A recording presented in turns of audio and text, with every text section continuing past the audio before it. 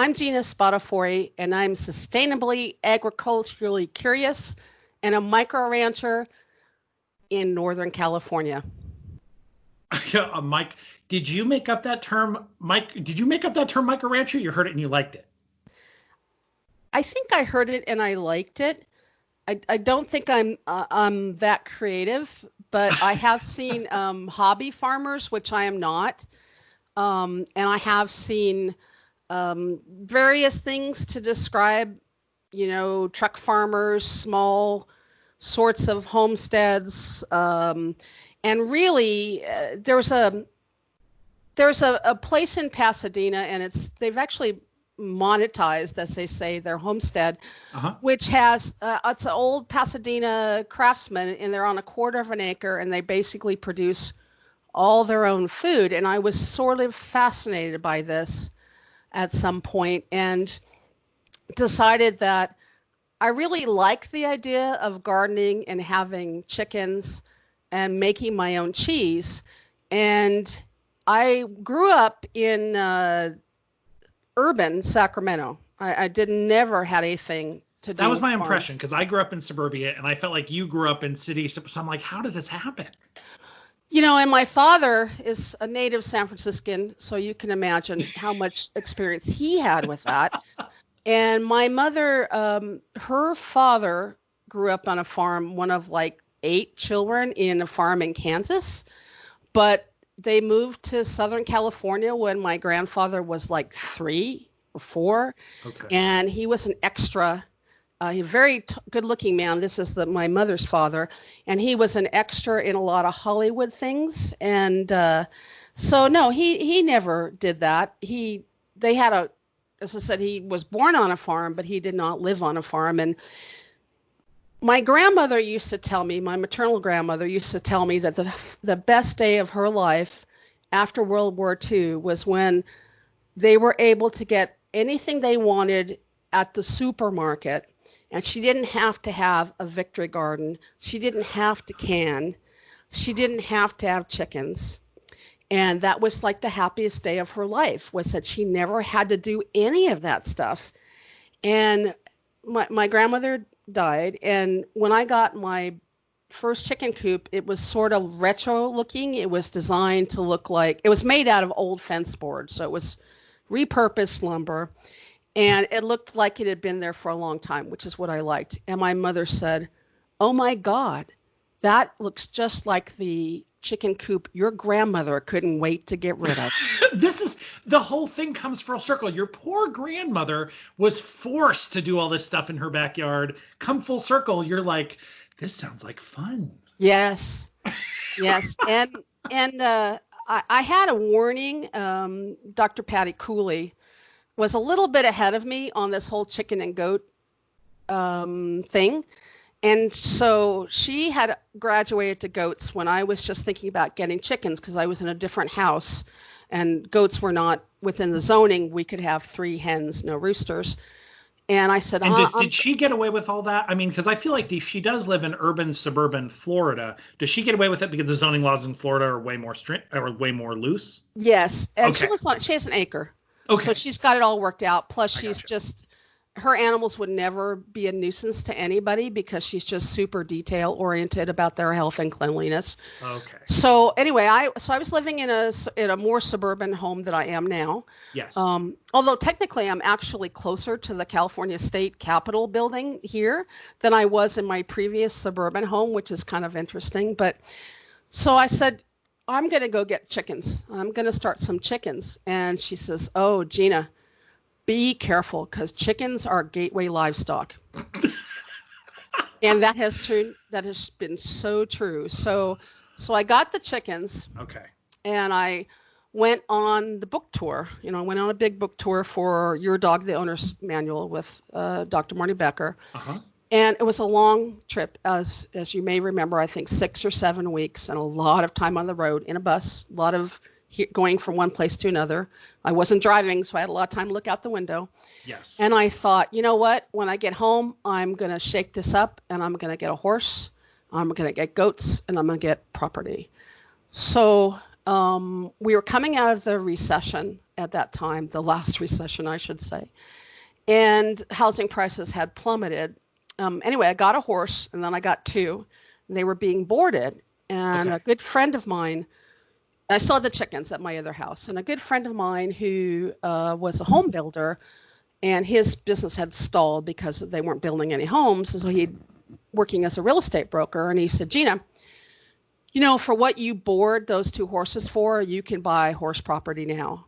And I'm like, really? So we did. I bought horse property in West Sacramento, which is, as I can see the state capitol from my street, which is just so strange.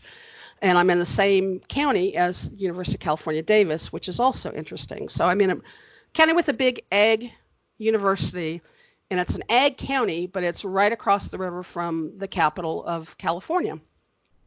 So I bought this house. I bought it for the property because it was basically uninhabitable, and I had to put all the new systems in. But the first thing I put in was really good fencing and really good structures for keeping the animals clean and dry and safe. So before you moved in, did you make the place? Did you bring the animals there before you did? Well, all I had at that point was horses and a few Okay. chickens and one rogue duck, Bernadette the weather duck, who you may remember. So yeah, I made the place Okay.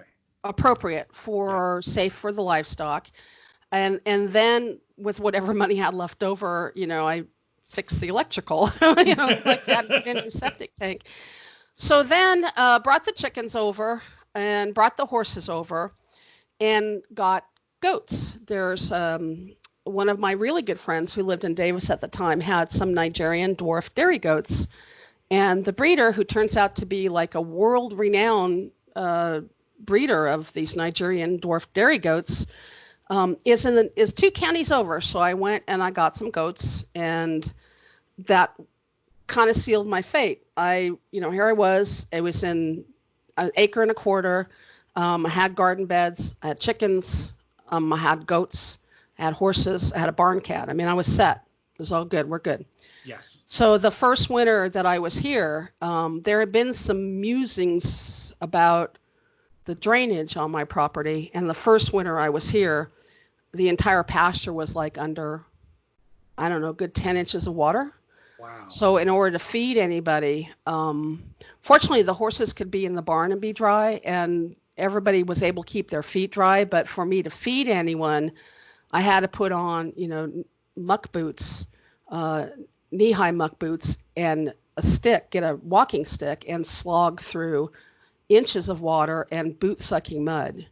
And I fell down a couple times in it because, boot-sucking mud, that's what it does. So I really immediately realized I had been a little over ambitious on the livestock. I had 3 horses at that time. So, and I only had 2 dry stalls, so that was an issue. The third stall was underwater. So one of my horses became a mounted police officer with the city of Sacramento. Oh. So he went there. I sold another horse, and then I placed the third one back with the people who had given him to me. Because the chickens were one thing, the goats are one thing, the barn cat, the duck is one thing. The horses were the mass. That's the massive feeding, the massive carrying. That was the biggest trouble. Yes. Okay. Yes, the horses I came to realize were just going to be too much. Yeah. And especially in 8 inches of water all winter long. And it was like the first winter I was here, which is almost a decade ago now, it was an extraordinarily wet winter. Yes. So it was just, I had made a huge mistake, and I wanted to go back to my nice little suburban 3 and 2 with a nice backyard and 3 chickens. So how come why didn't you, obviously you'd spent money to get there and do all that stuff. Why didn't you give up and go back? Inertia, I think. I'm a You person started it. I'm a person that doesn't like to take that big jump, but when I do take that big jump, I take it. Okay. But it takes me a long time to get to that point. So fortunately, my inertia was such that I got through that winter. And then I made arrangements for the next couple of winters. I brought in like hundreds of cubic yards of wood chips from the tree company, would just, bring them over free. And I ended up adding drainage. I mean, cheap drainage. Oh, it really needed French drains, but I'm like, I don't have $50,000 right now. Sorry. So I did like, basically redneck fix. I brought in so many wood chips that it actually raised the level of my pasture, which had sunk over the years, I think. Okay. So since then then the horses were all in their new locations. And plus in the meantime, I had realized I wasn't going to be able to ride anymore because of my back issue. And after I had back surgery, I said to the surgeon, how soon before I can ride? And he looks at me and he says, you have a very narrow spinal canal at that place. And if you come off a horse just right, we're not talking more surgery, we're talking wheelchair. And I said, oh, okay. Well, so then that was the end of my horse riding career. I've had horses here for friends now and then, but that's kind of it. The goats I have are Labrador Retriever size, so they're pretty manageable, and goats are very friendly. They like people, and they're cute, and the cheese is delicious. So I mean, I started out like a micro farm vlogger. I was like, oh, look, I have this apron that you can put eggs in, and oh, look, I got these cute signs that say, chicken crossing and all of this stuff. And then it got kind of down to, not so much with the cute stuff. I'm just going to get into a cycle of what I can manage. And it may not always be pretty, but it'll be safe and it'll be secure for everybody. And that's kind of where I ended up. So now, I tripped over a chicken, 2 months ago, and broke my leg. And at that point, so since I broke my arm in the 3rd grade, and since then I never broke anything. And since I've moved here, I've broken my finger, my wrist, and my leg. Dog, horse, chicken. So the only things that haven't broken a bone on me yet are the goats, so their day is coming. But when I broke the leg and was laid up, and fortunately, if you live in any kind of livestock situation, the most important thing you can have is great neighbors, and I do have great neighbors. I want to ask about that because there is always the threat. We have out here in Johnson County, Kansas, when the rich people go out and move into the urban areas, and there's not urban, rural, there's rural everywhere. They just plant giant McMansions on small plots small plots next to each other. So it looks, it doesn't match the rural aesthetic.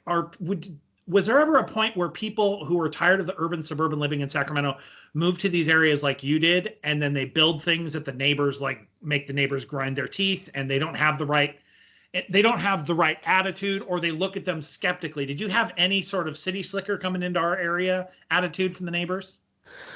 Well, not at first, and the reason for that is we were in the middle of a housing recession. Okay. So the people who might have been building those houses, they didn't have equity in the homes that they were in.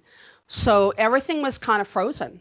I guess just a few years before I bought this place, there had been a couple of huge development plans. I mean, entire neighborhoods and such, and those all died for years. So there was a stall. But now, within the last couple of years, we've seen that kind of thing. There's a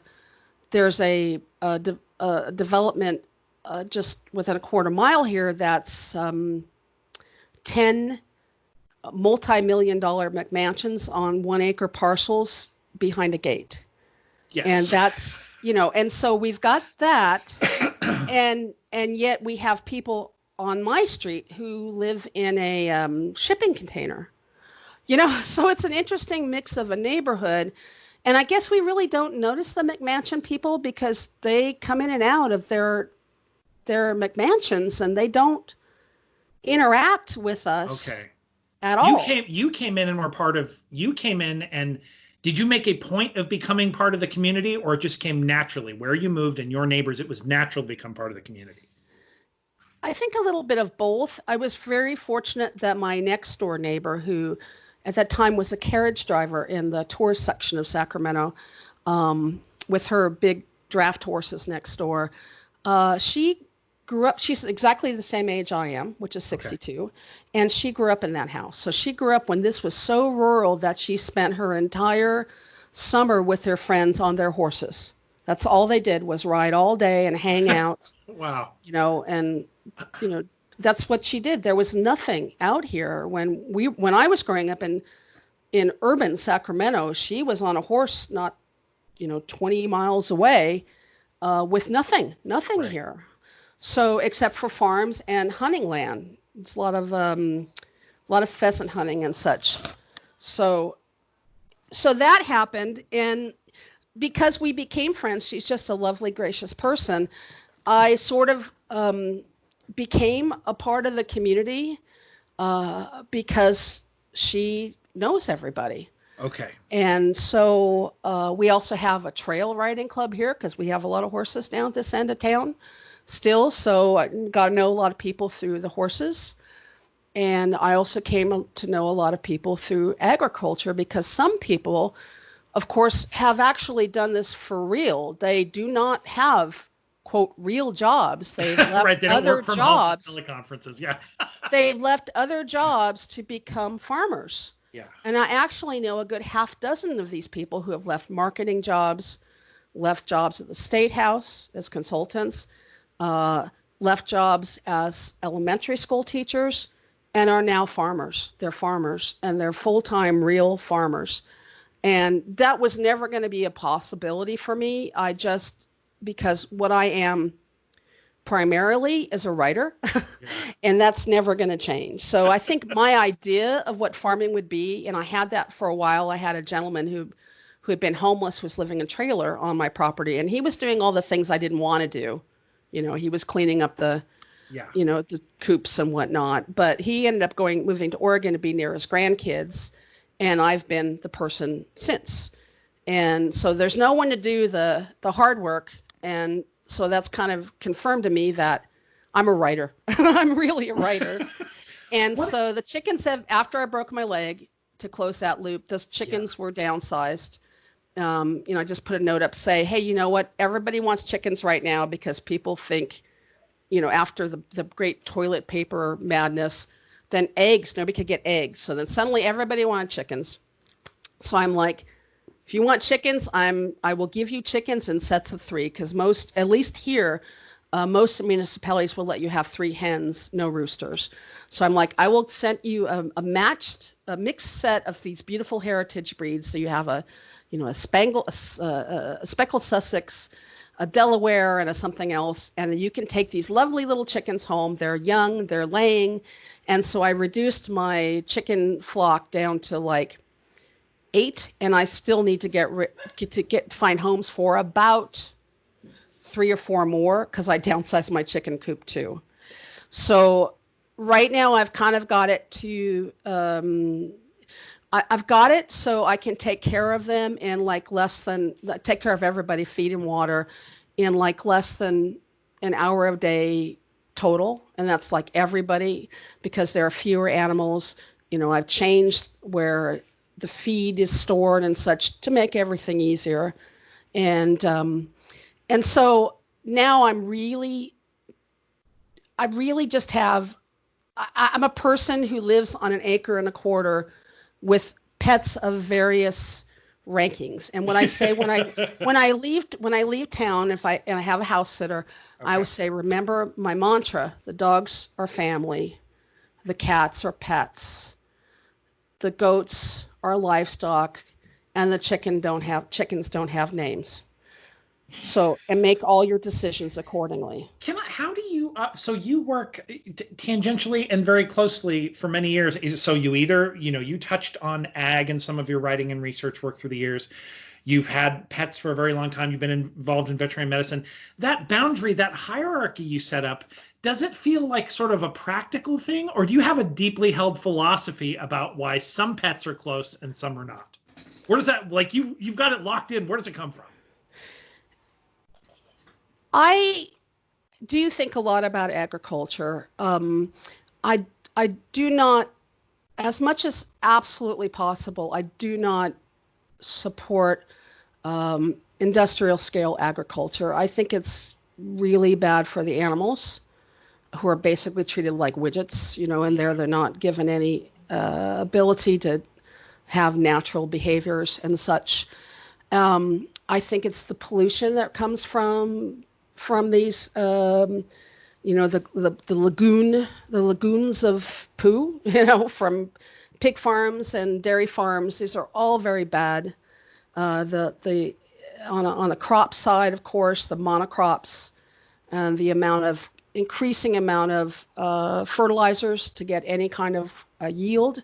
Yeah. These are all issues. So I was very interested in it. I read like the works of Joel Salatin, who maintains a cycle of life farm in Virginia, and where it is as it used to be. The cows, you switch the fields around so the cows fertilize the fields, and all of this stuff, instead of it all being divided and the cows going to the feedlot, and and the ammonia nitrate being added to the fields. It's more of a natural cycle.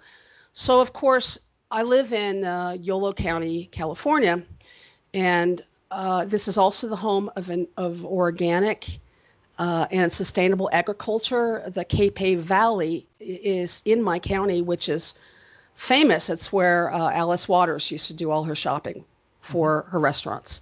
So so it's easy to be immersed in it in my area. Sacramento, across the river, which is where I was born and raised, styles itself now as the food farm to fork capital. So this whole area is very into sustainable ag. Okay. I would like to be a vegetarian. I eat relatively little meat, but I want to know that the meat that I do eat, that the animals had a fantastic life and one bad day. And that's actually something they say in the sustainable thing, that you want these animals to live natural lives on pasture with normal social behaviors within their herd or their flock. And then one day some man pulls up in a truck and they're gone, just like that. The mobile butcher comes and they're gone. So that's where I have been getting the food that I eat is pretty much all local and regional. And it's fairly easy to do here, as I said, because we are the heart of that movement started in the same county. So that's kind of where I'm from. Is I believe that I don't have a problem with eating meat. I have a problem with industrial agriculture. Okay. And I don't have a problem with animals dying for me to eat, because everything dies. I mean, I've opened hay bales with dead, desiccated bunnies inside them. So even if you're eating nothing but soy, when those harvesters come across those soy fields, right, a lot of these animals are dying. So do not get on your high horse with me about how you're a vegan, because in order for you to live, something dies. Yeah. And that's just the facts of where we are. But I don't feel that something has to suffer. And I feel that food animals deserve to have a fairly normal life in terms of not feeling fear, of not feeling need, of feeling their social interactions within their normal herd structure. So that's where we kind of are with that. As far as what got me to that point, I have chickens in my freezer that when they got old and stopped laying, and also roosters when they're accidental roosters. Yeah. I will kill them and dress them out, and they're in the freezer for winter soups. So I have no problem with that, because I know that these animals have had a fantastic life. They've had dust baths and sunshine and all of these things. And so people say, well, that makes the meat very expensive. And I'm like, that's why I eat less meat. That's why really, I'm going to pay for the product that I believe in. Right. And if I can't, instead of going to buy a factory farm chicken at the supermarket, I'm going to have a vegetarian dish. I'm going to have a meatless meal, or, I'll make other adjustments. But because I want these animals, I do feel that I have my own belief, a hierarchy. There's a good That's book. what I'm curious, because it's fascinating, the spectrum. So again, I think people living urban, suburban lives, we have pets that are treated oftentimes like family or treated as very close. They give us joy. We give joy to them. And then all the animals that are produced for our food, we don't see them in any way. They're already packaged and produced for us. But anyone who has all the way from production animals and food animals all the way to pets with them all the time, there's this natural spectrum that I think we don't experience. So I was just wondering, what is that hierarchy or that spectrum? How does that feel like? Is it because some animals, it's just what they're for, and then that's different than what the dog is for, and so you just feel differently about them? How does it? I think so.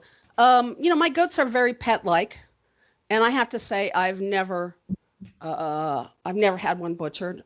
They have names. I mean, that's my rule. That's why the chickens don't have names. Okay. Is that, I can't do that. I can never do that with a lamb I've raised or a baby goat, probably steer, none of that stuff. I can't do that. That's my limit personally. I guess my personal limit is if I can't be there, if I can't stomach being there for the end of their lives, then I kind of feel like I don't deserve the sacrifice that they've made. Yeah. And I have a friend who had a cattle ranch for a while. She had Dexter cattle, which is a smaller cattle breed. And the first time she took some of her steers to the local slaughterhouse, she went in with them, and because she wanted to know what it was like. She wanted to be responsible for what had happened to them, and that required full knowledge. So that's kind of where I am with it. These animals, there are a lot of heritage breeds of animals that we have. The goats are heritage breeds here. There are heritage breeds of cattle. The Dexter is one of them. They're heritage breeds of goats. But they will not exist in perpetuity without a reason for us to sustain them. Okay. They won't. They're going to be out of business. I mean, so the reason it's a bit like some of the dog breeds. If we all went back to nature, there's some dog breeds that simply just wouldn't be around. They wouldn't be around. It's like, so my next door neighbor, has draft horses and was a carriage driver. Everybody used to have horses and carriage drivers and draft horses, and no one can afford to keep a draft horse anymore. Unless you're working them, they eat so much. Yeah. And of course, the beginning of the dog food industry as a commercial industry, as you probably know, came after motorization, and they had to figure out what to do with all these horses. And they all ended up in kennel racing. That's what kennel racing was for. So if we don't find purposes for these animals, we're not going to have them. Now, there are people who are fine with that. Sure.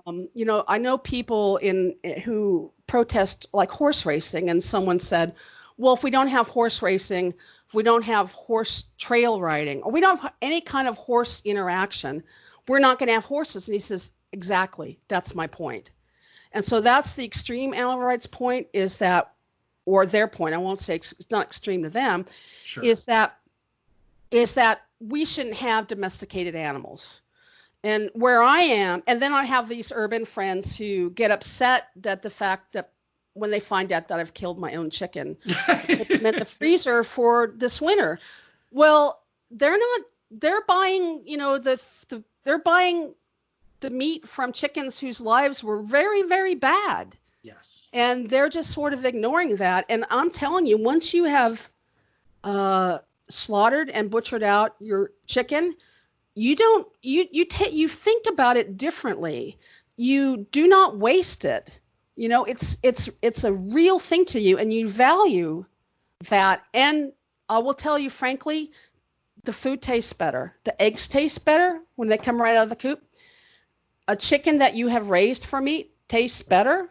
The chickens that are industrial, they grow very quickly, and the meat is kind of mealy as a result. So these heritage breeds they're really, that you can live with them. They're very pleasant animals to be around. You can have a relationship with them that you define. And Hal Herzog, who is, I think, retired now, but he was a professor, I don't know, sociology or something. He's written a book called, some we love, some we eat, some we hate, something like that. And I thought quite a bit about that, because in fact I do consider my dogs to be part of my nuclear family. Yeah. They truly are. I mean, I've grieved worse over the death of a dog than, some maybe not particularly close relatives, but nonetheless relatives. Yeah. So, and yet here I am, I'm going to slaughter a chicken. So, yes, so it's everybody sets their guidelines, but I'm comfortable with where I am because I feel like I've looked at all the ugly stuff. I'm not ignoring it, and I'm living the values that I have to what I feel comfortable with. So I never am by the meat aisle in the supermarket because I know what those lives were like, and I just can't deal. I can't deal.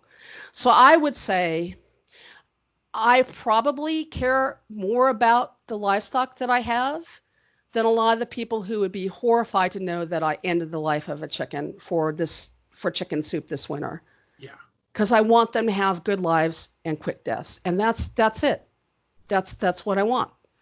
And so that's kind of why I really like being a micro farmer, not a hobby farmer, because I'm not selling anything off of this. I'm not sustainable by any means. I tend to buy from my friends who are farmers.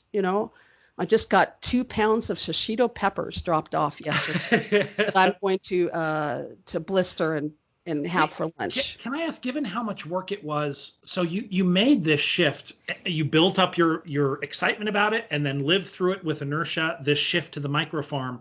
You have not made the shift to you have made your animals, you have made it so that you can sustain the work necessary to keep them going, but you have not shifted into and negative doomsday scenarios where how come you're not stockpiling on your micro farm? Have you ever thought about how can I make this actual farm self-sufficient? It sounds like you've never gone that far. And I think lots of people, either they dream about that or they do try to do that. Their vision is, I want all my sewer, my electricity, my food. I want all possible by myself. Has that ever been tempting to try that? It probably would have been 20 years ago. Okay. But I'll tell you, I do think about kind of more of an upscale Unabomber cabin, sometimes. But of course, you'd have to have a very fast Wi-Fi connection, right, and probably an indoor bathroom. But I take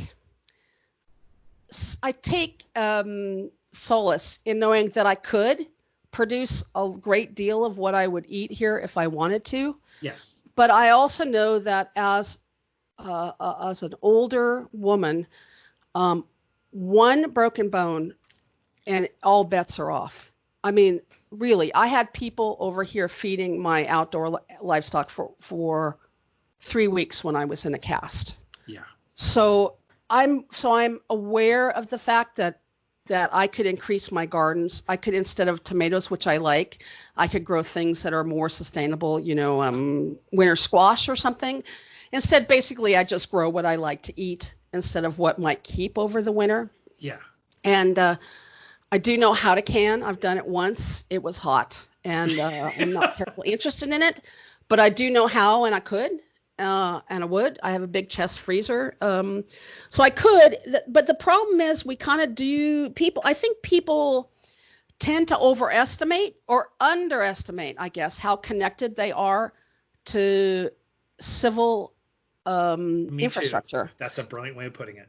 It's like I've had to replace a well here. And believe me, if you have a well that goes out, you're gone. I mean, you have nothing. You are just in a panic situation. You have no water, and you can't call the city for it.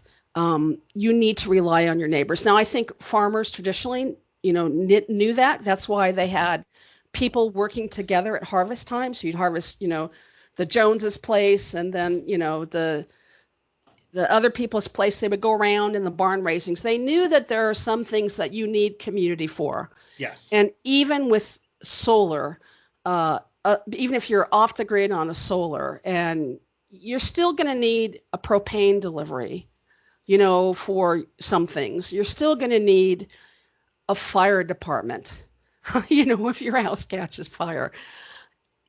People just imagine this little house on the prairie without looking at those sod houses and realizing how incredibly miserable those lives were. Right.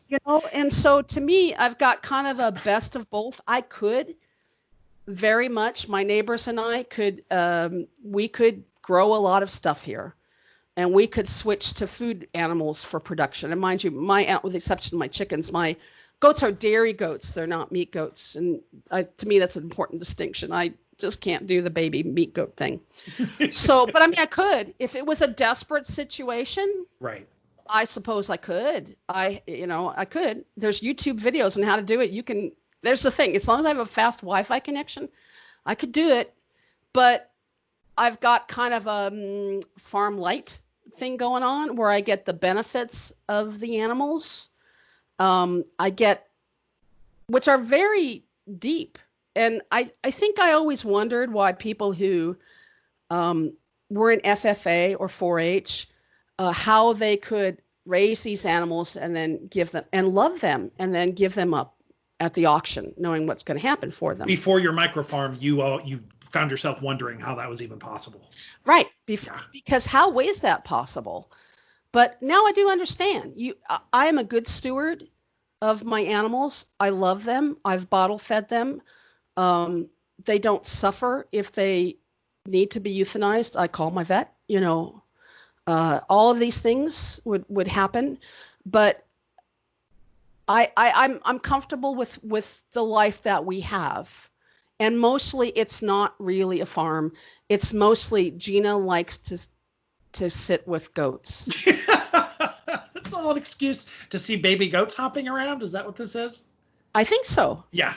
And also, acre and a quarter is a great thing when you have dogs, because if you don't feel like taking them out, you can just go throw a ball for them for a while. And I can only imagine the level of mud that in rainy times that the dogs return home with. Oh, yeah. In my next life, I'm going to have a mud room. Right now, I just have a lot of mats, and it's fine. And sometimes the dogs do not. I have a baby gate across my bedroom door because sometimes they're not going to get on the bed. That's just not going to happen. I don't feel like giving them a bath. Right. But they're not coming in my bedroom. So that's until they can have a bath. So yeah, there's that sort of thing. And I had some friends drop by. They were passing through on a family vacation, and I think they were sort of taken aback by like the fact that we were sitting outside because of social distancing, but all the flies.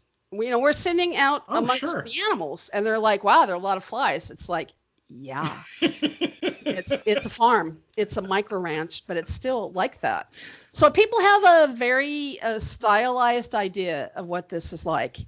And I see this when people love my goat pictures or something on social media, or, oh my gosh, you have such a great life. But no, you have to have a great life 365 days a year. There's no day off. There's no day off unless you're trading with your neighbors. There's no day off when you're taking care of that many animals. And so it's a conscious choice that I like being around them. And I like taking care of them, and I like watching them be what they're meant to be, covered in dust for the chickens. The goats, just having, I'm telling you, the junior high has nothing on a herd of goats. I mean, they are mean girls. They really are. And they have this intense hierarchy, and, third goat's a crowd, and oh my gosh, it is just like watching Heathers. It's just like that all the time. These mean goats to each other. But so I think I don't really know why I do this. My mother, who's 87, has no idea why I've done this. I know my entire urban family thinks I'm crazy, and I think there's a good case for that. I really do. And it may be that at a certain point in 5 or 10 years that I'm like, you know what? I'm just going to go get another 3 and 2 with a nice backyard, maybe a swimming pool, and municipal water. Right. and life is good. So, But I don't know. there I'm not is. there not right now. I wonder if those people, again, the people that never delve into this, maybe they don't know. You don't know what you're missing about your disconnection from nature and your disconnection from your food, your disconnection from farming, your disconnection from dirt and flies. Yes, those can be annoyances, but in the same way, when you cut yourself off from those things, maybe you make yourself a little less resilient, a little weaker, a little more persnickety about your environment. So I think these things where we kind of push ourselves to be a little more, to push a little harder, to be okay with a little less, to be okay with a little more work, I think they're probably good things. And if the world doesn't push us into it, I don't know who's going to. Then it has to be us. We have to go do something. I think so. I think that's absolutely right. I do feel a much bigger connection to the physical world, which I think, given what I do for a living, which is basically stare at a screen 5 days a week, right. that I think that's really super important to me.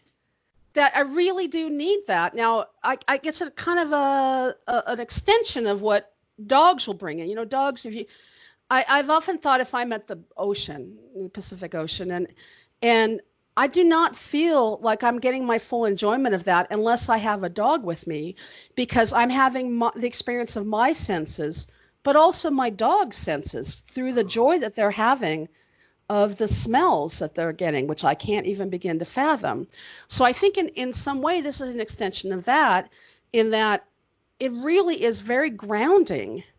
And I do know people, of course, who have horses or dogs or whatever, who do a lot of competitions, whether it's a dog sport, whether they're showing their dairy goats or whatever. I have none of that. I don't expect anything of my animals, the livestock animals. The dogs I actually insist have some decent manners. But the outside animals, I expect nothing of them but to be who they are and to enjoy being around them and their incredibly different perspective on the universe that we're sharing. And that's where I take the joy of it, I think, is I get to experience a bit more of being in another creature's space. Without having wild animals can in some ways be dangerous, and maybe you get the best of both worlds. There's wildness in these domesticated animals that are around, so they're safe to be around, but also you let them basically be wild. They can do what they would normally do. Yes. I do. Well, this was Gina, and she is an awesome micro farmer. Thank you.